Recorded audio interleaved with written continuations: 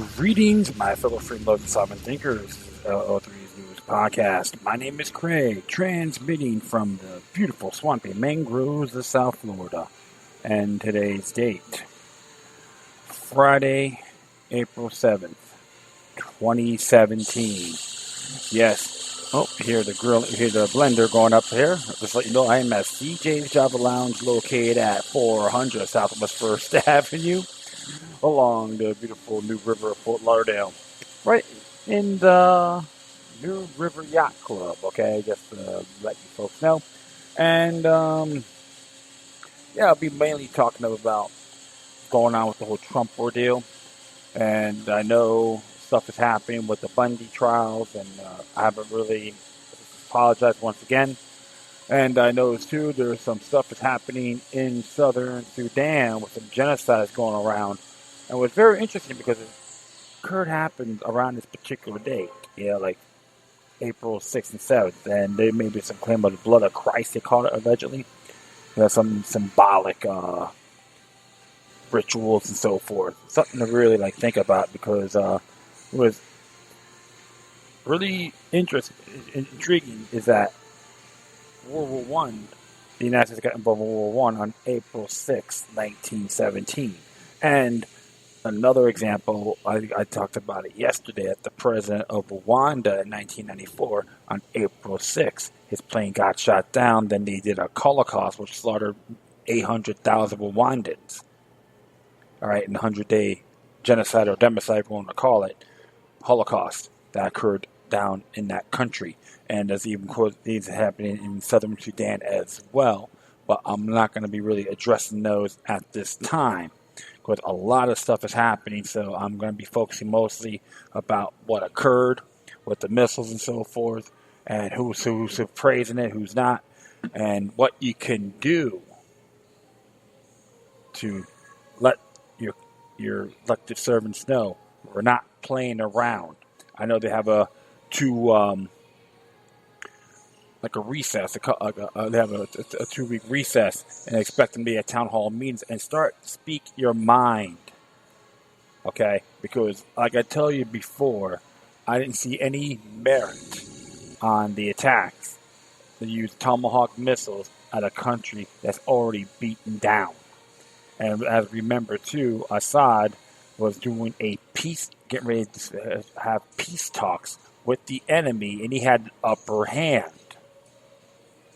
All right, so this is why things never added up. So I'll just look at a couple articles of what kind of I'm reading, and we'll just start off here with Michael Snyder. He has this site called the EconomicCollapseBlog.com.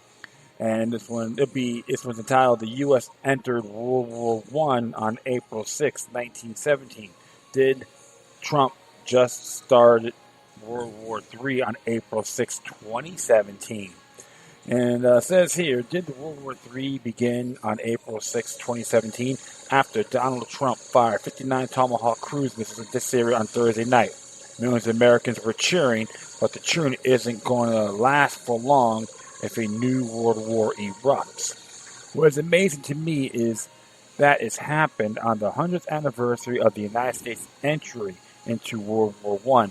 The U.S. officially entered that war on April 6, 1917, and now 100 years later, the day Donald Trump was essentially declared war on Syria. If you think the term World War III is alarmist, you might want to tell that to the vast numbers of people that are buzzing about a new world war all over social media. If you don't understand why a strike on Syria could be so dangerous, go back and read my article from yesterday. Well, I don't really need to. I know Michael Snyder's work, so we have a lot in common. So you want to read it, folks, the links are on there, right? If we continue striking Syria, we could very easily find ourselves in a direct military conflict with Russia, Iran, and Hezbollah. Hopefully last night will be the full extent of the U.S. military action. If Donald Trump and his national security advisors pat themselves on the back for looking tough and decide that was enough, we probably won't see a major regional war break out. But if the U.S. decides that regime change is necessary and continues to conduct more strikes, we will have war. And unfortunately, there are already signs that this may happen. On Friday, U.S. Ambassador to the United Nations Nikki Haley stated that the Trump administration is prepared to do more. The United States took a very measured step last night, Haley said. We're prepared to do more, but we hope that will not be necessary. It is time for all civilizations to stop the horrors that are taking place in Syria and demand a political solution. I'm like, is she like some secret lover, allegedly speaking to Hillary Rodham Clinton? Something to think about, my friends, okay? I don't understand why so many Americans seem to have a thirst for war. I've been studying war virtually all my life. When I was just a small boy, I would check huge volumes on World War I, World War II, the Korean War, out of the library and read them cover to cover. And let me tell you, war is hell. Nobody should actually want to see war. And now we are closer to the next world war than we have been in decades. Needless to say, the Russians are extremely angry about what Trump has done. Russian President Vladimir Putin has denounced it as an illegal act of aggression, and Russian Prime Minister Dmitry Medvedev says the U.S. came within an inch of direct conflict with Russian forces. Russian Prime Minister Dmitry Medvedev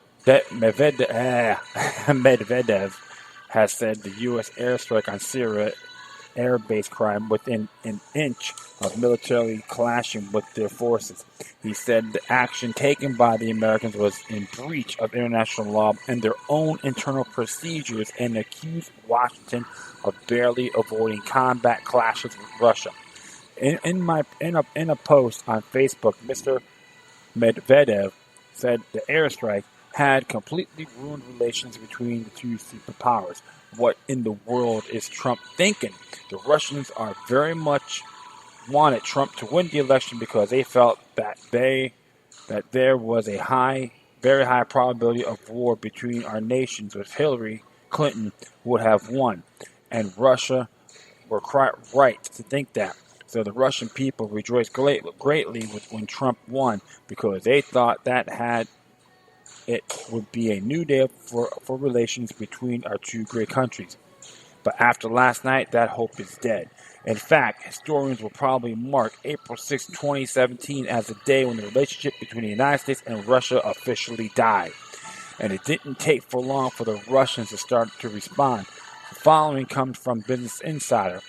Russian Foreign Ministry announced that it suspended an agreement to avoid clashes between Russian and U.S.-led coalition jets over Syrian airspace, while Reuters reporter Adriz Ali reports that Russia withdrew the deconfliction channel, which the U.S. used Thursday night to warn Russian forces of the coming cruise missile strikes, which took place Friday morning local time.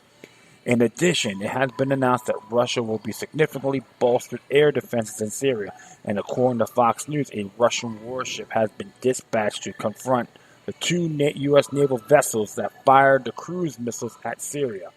A Russian warship entered the eastern Mediterranean Friday and was heading toward the area where the two U.S. Navy destroyers launched missile airstrikes into Syria, Fox News has learned. The Russian frigate, Admiral Grigorovich RFS 494, crossed through the Bosphorus Strait a few hours ago from the Black Sea, according to the U.S. defense official. Here in the United States, we need to start making our voices heard very loudly so that President Trump will understand that most Americans don't want to go to war in Syria. And of course, the same thing can be said by a potential war with North Korea after last night's cruise missile display. North Korean leader Kim Jong-un is warning that his nation is on the brink of war with the United States. One of the angles that is not getting a lot of discussion in the mainstream media is how the events of last night were viewed by the Chinese. Donald Trump grew up in New York City at a time when the mafia still had a dominant presence, and to put a hit on other rival across town when you are sitting down for a meeting with a top boss from another family sends a very, very powerful message. The fact that Trump ordered those 59 cruise missiles to rain down on Syria at the exact moment when he was having dinner with the president of China is going to be remembered by the Chinese for a very, very long time. In Asian cultures, respect is a very big thing, and the Chinese had to be deeply embarrassed by what just happened last night. On the top of everything else, the truth is that Donald Trump blatantly violated the U.S. Constitution by conducting a military strike against Syria without the approval of Congress. This is something that U.S. Senator Rand Paul pointed out very clearly in an editorial that was released on Friday. The Constitution clearly states that it is Congress that has the power to declare war, not the President. Even the War Powers Resolution, shoved forward by Hawks as justification, clearly states criteria under which the President may act: a declaration of war, a specific statutory authorization, or a national emergency created by an attack of the United States. That's it. Absent those criteria, the President has no authority to act without congressional authorization. Congress must stand up and assert its authority here and now. Conservatives always protested when Barack Obama violated the U.S. Constitution in this matter, and so they should protest when Donald Trump acts in the same fashion. A lot of people read this article and they aren't going to grasp the importance of what is going on because they don't understand where all of this is ultimately heading. But there are some of you have major alarm bells going off in your head because you've been listening to the warnings and you know what comes next. We have entered a season of time that myself and other watchmen have been warning about for many years. I just can't believe it is starting to happen so quickly. Many have been hoping for a time of peace and prosperity during the time of reprieve under Trump, but you can forget that now. The events of April 6, 2017 have changed everything, and most Americans are completely unprepared for what will soon follow. Something you folks need to really think about. I was on Facebook and someone's like, yeah, get those people, yeah! You know, I see these stupid, disgusting comments. Where the hell have you been? Stop this war-mongering imperialistic fetish because it's going to backfire on people you love, including yourselves.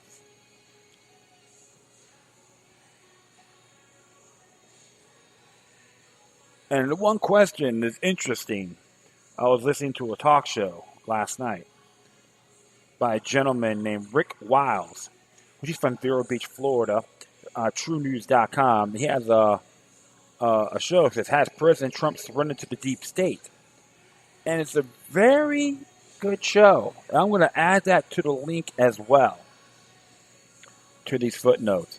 Because one thing for sure, those sons of bitches of the oligarchs or the deep state, whatever you want to call it, want this to be a reality. That they can control everybody and fulfill the Georgia Guidestones. Have 500 million people living on this planet. Sounds crazy. Look it up. Georgia Guidestones.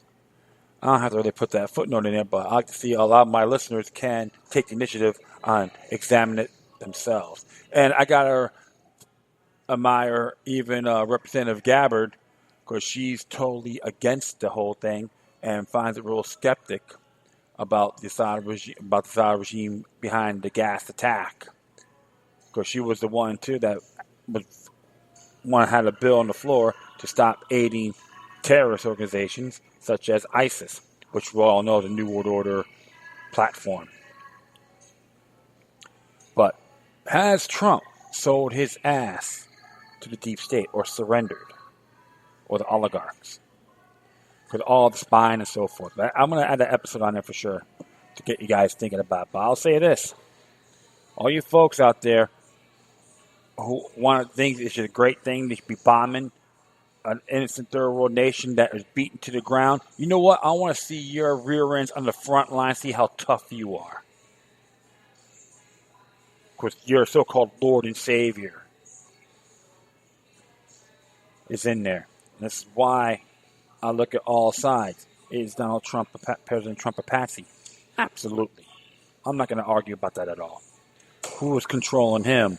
But what we've seen right now, all that stuff, trying to create relations with Russia, is right now possibly down the drain politically. But the people like ourselves, we can still say, hell no. Wake up if you haven't. Now I'm going to continue on here. Another article. This is from Max Salvo, came out today. Before, from SHTF Plan, SHTFplan.com, or Crap Hits the Fan. As they say, before you liberals freak out about Trump-mageddon, Hillary Clinton called for direct strikes on Syrian airfields hours before the Trump launched missiles. And it was on CNN as well. Remember, this old bag of pus, Hillary Clinton, is just another New World Order Aunt Jemima. All right, and I will continue on here. With Russian warships now moving toward U.S. destroyers off the Syrian coast, liberal supporters of Hillary Clinton are freaking out about the possibility of a Trump-mageddon nuclear war.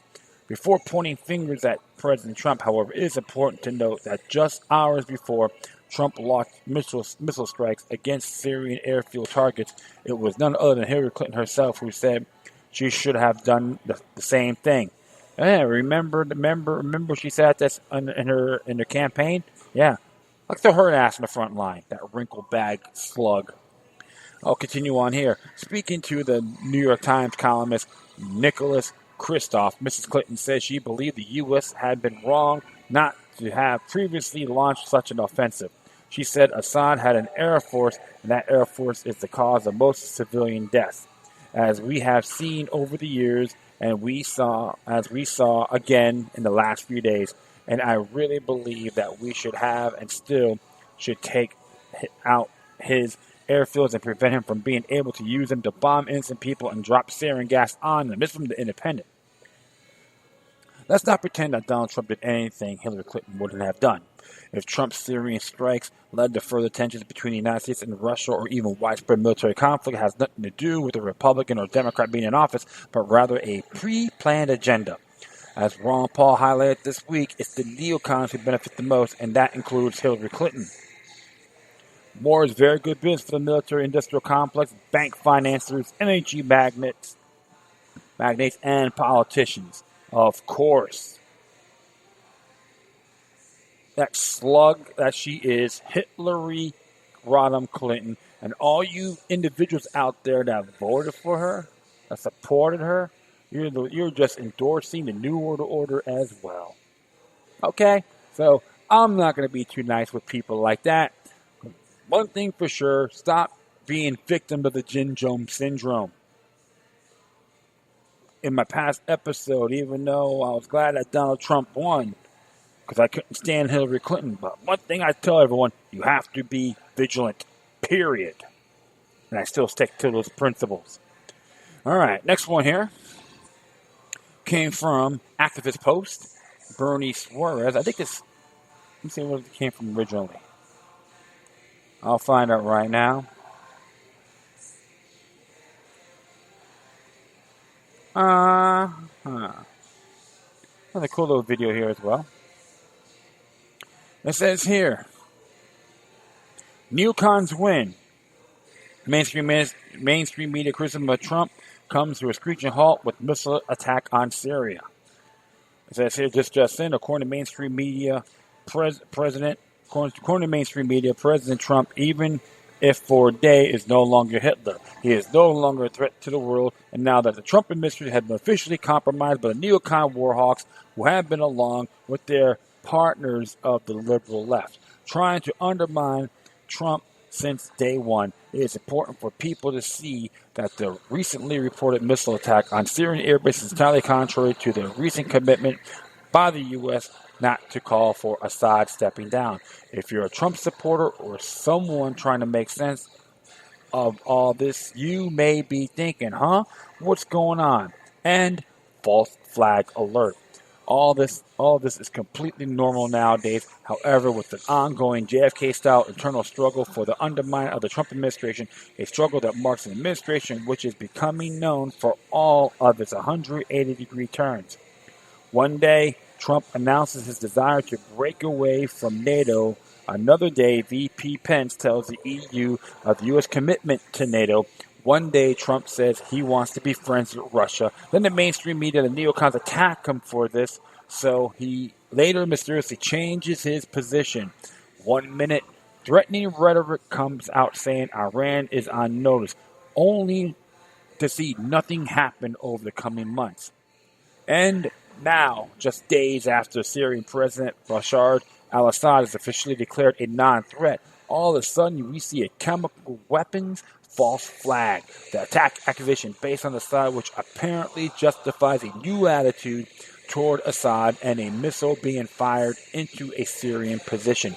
Notice that is opposed to the old Iraq weapons of mass destruction accusation. There apparently was no need to investigate the nature of this attack. Now it is apparently sufficient and justified to go straight for the counterattack missile strike without any need to prove the world anything. So they want you to assume, say they're right because they say so. Face value, no fine print. As much as the alternative media has been pointing out for months, we are in the middle of a coup d'etat as we can see that nothing can be trusted because we no longer know who is in charge. The forces that have been trying to undermine and take over the Trump administration are coming not only from the liberal left, but from their neocon partners, as we saw recently with the ridiculous Dick Cheney statements falsely accusing Russia of an act of war for supposedly influencing the U.S. elections. And this is recent event. We must all wonder, is a coup d'etat against Trump administration completely unofficial now? I suppose the main point, or the more important point I want to make about this recent development, regardless of what direction this goes, is that now, for the first time all the year, the mainstream media is not bashing Trump. And that should be all that anyone needs to see to be convinced that up to now, Trump has been a threat to the ruling elites, liberal left, and neocon New World Order plans. Yes, these globalists are operating right in front of us as millions of Americans on the liberal left have been brainwashed by the leaders who think that Trump is Hitler, an isolationist, and a dangerous nationalist. For not going along with the globalist agenda. Note to the liberal left, if Trump continues aggression in Syria or anywhere in the Middle East and aligns himself with the globalists, all of a sudden all of your social justice warriors criticism of Trump will be labeled conspiracies by the very same mainstream media that have been bashing Trump up till now for not cooperating with the globalist agenda. If nothing comes out of this, I hope that people see the political nature of the world we live in. There is a ruling class that intends to implement the New World Order as soon as they can. They will not let any president or anyone get in the way of this plan. They want to rule over you.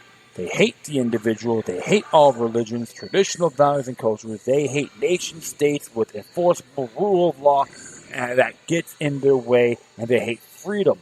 Freedom of free speech and the concept of free press. Think alternative media. All these threats to their plans, the mainstream media today, including social media giants today, Facebook, YouTube, more than any other entity is tasked with pushing this globalization and New World Order plan forward regardless of what it takes. As I urge viewers in the video below, if you forget politicians and just notice what mainstream media says, run the other way and you'll be right. And I've seen this video. Let me see. You can see it for yourselves. And this is really what the whole mind control is about. And I could tell you this. You folks better wake the hell up. Because this is why a lot of individuals, freedom loving, South thinking individuals like Bernie Swerve and many others that I talk to out there in South Florida, where a lot of us are learning, great amount of us are seeing a bigger picture. So don't blame the Democrats or Republicans anymore. Think of liberty lovers versus tyrants. Okay? And you got both parties that have those neocon attributes. Like I see a far stooge, John McCain, he admits he's a proud bend-over Bob to the New World Order. Of course, member of the Council of Foreign Relations. I know I repeated myself and digress, and forgive me. They want this so bad. A lot of them are getting really old and frail. Look what happened to David Rockefeller. So what is your perspective, my friends? Not just the people of the United States, but the world. We don't want any of it. And I will criticize everyone based on their actions, including Trump. That's another bell boy, I would say, for the time being. All right, next one here. This one came from Piper McGowan from Daily Sheeple. It came out today. It says here, remember when Skull and Bones John Kerry said Assad turned over 100% of chemical weapons, established force to eat their own BS.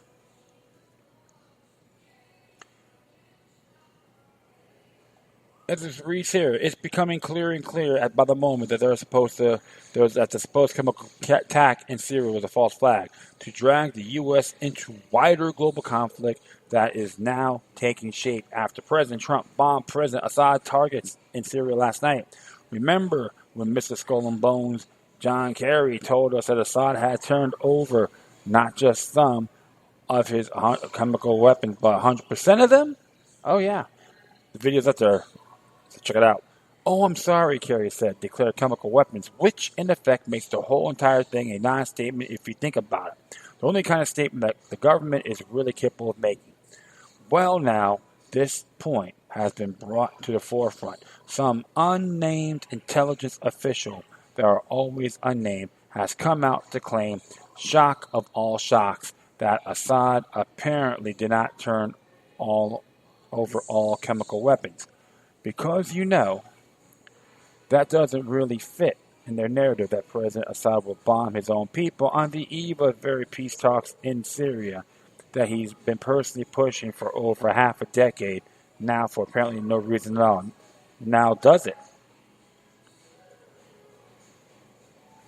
Yeah, there was a word too about U.S. intelligence agencies suspect Assad did not turn over all chemical weapons stockpile. Flip-flop, right? Absolutely. Well, at least these unnamed intelligence officials are just intelligent enough to know just enough math to realize their story. 100% minus any leftover percent that isn't zero. Means John Kerry was completely full of shit. And they have to say something not to otherwise look like brain-dead idiots or total liars or both. Remember, John Kerry was a Mount American Council of Foreign Relations as well. Then again, why anyone would believe anything coming out this government, at least at this late point, is the game is well beyond me. Absolutely. You can't trust this jerk off. Come on. I didn't like him when I first heard him speak. And I wasn't impressed when he ran for president. I got the guy's New World Order stooge. It was, the Republicans were the one. The Bush was responsible for declaring the invasion of Iraq. Yeah, and this ass clown, James Kerry, including a few others like Hillary Clinton, voted to support it. So it doesn't matter. Elephants and asses. Screwing them asses. Yeah. Birds of a feather flock together, right? So what happened? So like all this flip-flopping, right? And the people believe, we're going to be just dumb, stagnant, and happy. They're right, we're wrong. Yeah, think for me. All right, this one here came from Ben Garrison's cartoons. And it was interesting because everyone talked about how much he was a big Trump supporter and all that. But you know what? At least you got to give him credit for this. It's about angels and demons. And there's a cool little picture of him, about the whole angel devil subconscious. So I'm going to post also my Spreaker page, so don't worry, all right? And of course YouTube and iHeartRadio. It says here, there's just no way around it. Trump's action in Syria disappointed me greatly. Before he was elected, he claimed he didn't want to be the world's policeman. He wasn't going to be president of the world. My cartoon has ran repeating Trump's words to Obama. Did Trump forget his own advice? Apparently, he just bombed Syria to punish Assad, who almost certainly did not use gas or on civilians as the mainstream media claims. Why would Assad make such a drastic mistake? More likely, it was poison gas held by ISIS in a nearby warehouse. They probably got it from our ally who loves to fund radical Islam, Saudi Arabia. Yeah, Saudi Arabia is part of the New World Order network, right? Absolutely. Lies and false flags are now routinely used to draw us into war and strip us of our liberties. The gassing strikes me as an excuse to distract from the Rice scandal as well. Yes, that's Susan Rice. There you go. As well as get Trump to get more aggressive toward Russia. It is a bad sign when warmongering neocons such as McCain are praising the bombing. Even CNN applauded it. A very bad sign indeed. They wanted Hillary, who would be more happy to carry out their endless wars. She enjoys a good cackle after killing people. President Trump, we did not elect you to carry on status quo policies that include even more useless wars in the Middle East and the lies used to start them. We especially don't want World War III with Russia. We don't need another Cold War with them either. They should be our allies in the war against Muslim terrorism. Why we can't concentrate on our own problems. We need to rebuild our infrastructure. We need more jobs and less taxes. We need to end Obamacare. We need to build that wall. We need to wrest power away from the deep state and return it to we the people. President Trump, forget about bombing the Middle East. Stop trying to control the world. Instead, please concentrate on making America great again. Ben Garrison. Well, some areas he could agree or disagree, don't matter, but he wants to see bigger issues to be resolved internally. Okay? He don't want another empire. He's tired of it, Mr. Garrison. Muslim terrorism? End it. Stop funding. Get the New World Order out. And I forgot to say one thing about what Mr. Rick Wiles said. He needs to get President Trump believes that Jared Kushner needs to get fired. Get him out of the team because he believes he's an infiltrator.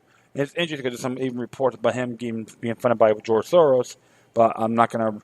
Can't really jump the gun on that because I haven't really read it. So I'll just leave it at that. But one thing for sure, my friends, he's right in those areas. So I give him credit, and he's like a pro-Trumper and all that. But you know what? But at least he sees the bigger picture. That's what artists do. So that's a good viewpoint. Conquer your demons, and Trump, stop bending over to the oligarchs.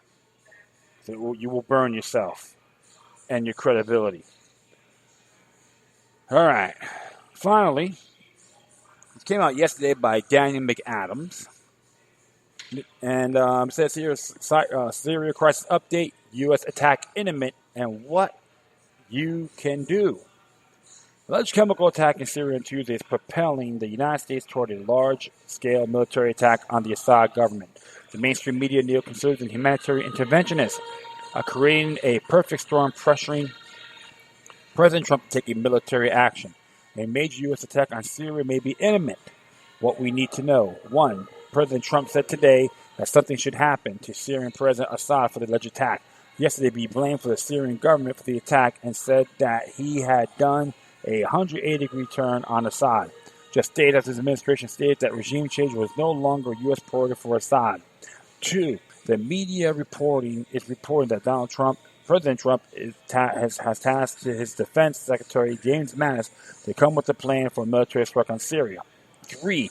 Our sources inside the state have reported that the Senate Foreign Affairs Committee will soon be voting on a motion condemning Assad for the chemical attacks. And according to our source, rank-and-file members and staff are not being given any sense of what the intelligence community thinks or knows. Leadership is expecting members and staff to fly blind through the process with only NGOs and the McCain-Graham-Corker access providing the information. What we have heard, One, the U.S. has a drone in the area of the attack, so the U.S. has detailed photographic and sensor information on what actually occurred, but is not being shared either with the senators or the public. Ooh. Two, the president may have already ordered a massive U.S. missile strike on Syria, possibly similar to the shock and awe that opened the Iraq War just over 15 years ago. He intended to issue an executive order for the attack. What we do not know. One, how the Russians may react should the United States launch a large-scale attack on the Syrian government in which it is so deeply invested. Two, how the region, Iran, Turkey, Saudi Arabia, may be affected in the immediate aftermath of a large-scale U.S. attack on Syria that displaces the current Syrian government.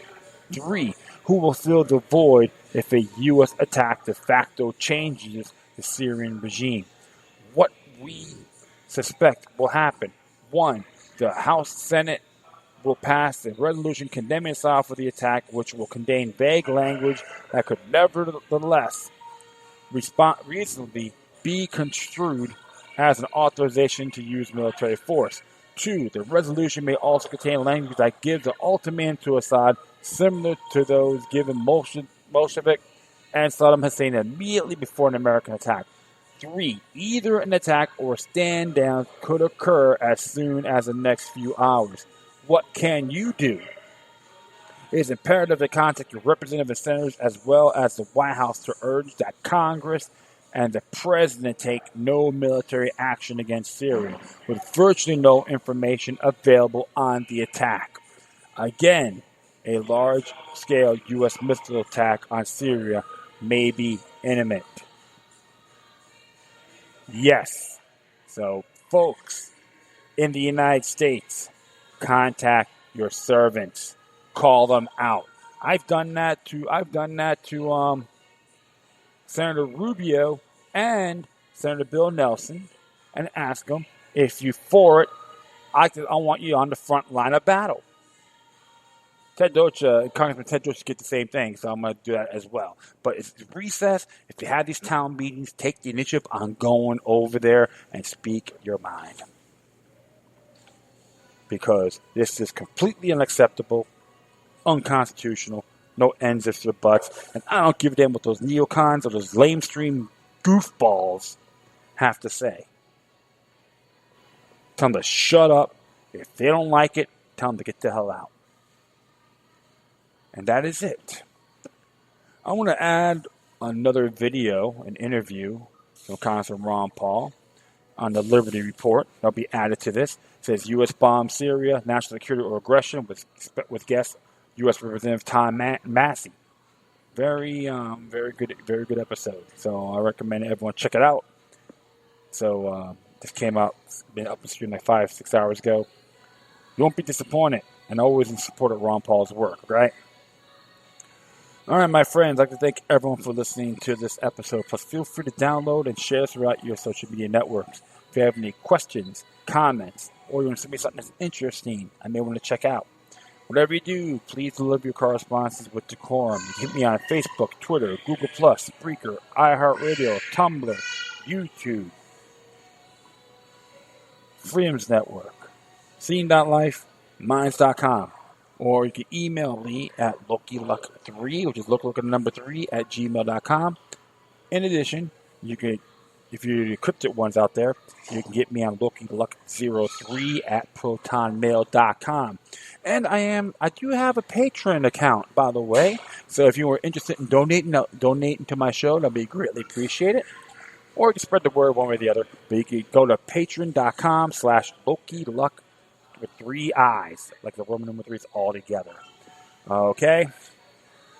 So I'm going to play a song that got me going with all this propaganda matrix and so forth, deception they want to try to shove down our throats. But many of you out there are waking up and spreading the word.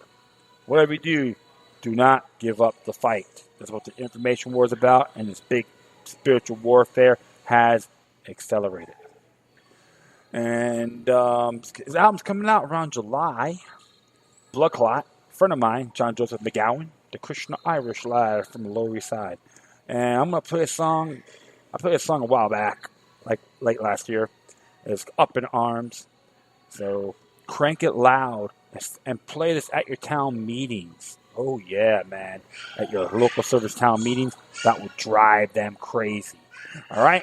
So once again, thank you for your time. Plus, always remember that demoniac resistance is healthy for the soul and can liberate humanity. Until next time, take care of yourselves. Keep on spreading love, and may your guardian spirits be with you.